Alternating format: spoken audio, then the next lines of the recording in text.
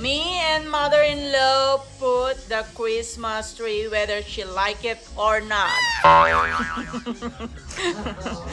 Alright. Rock and roll. Katawan ani katuganga habang dekorasyon at nagsapaan ka na. Okay, kung na actually late na ko, mother. Kung na September 1st, si Pilipinas, dekorasyon kami. Ni?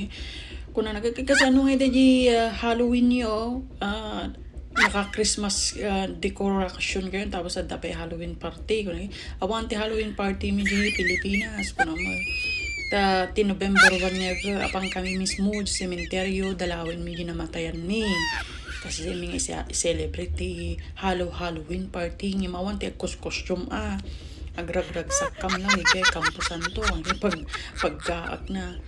Tapos din na magmmga kaya si kayo kaslang kayo apang ti Campo Santo ti November 1 Kunana, mabaling kami dumawa di Campo Santuan lang nga November 1. Tapos, yung paliwanag ko kinyanan no kasi kaadu, titataw di cementerio ti November 1. Nagkipermihan na shock suna, nakadaduman nga tataw. Well, fiesta tinatay ti tawag may fiesta.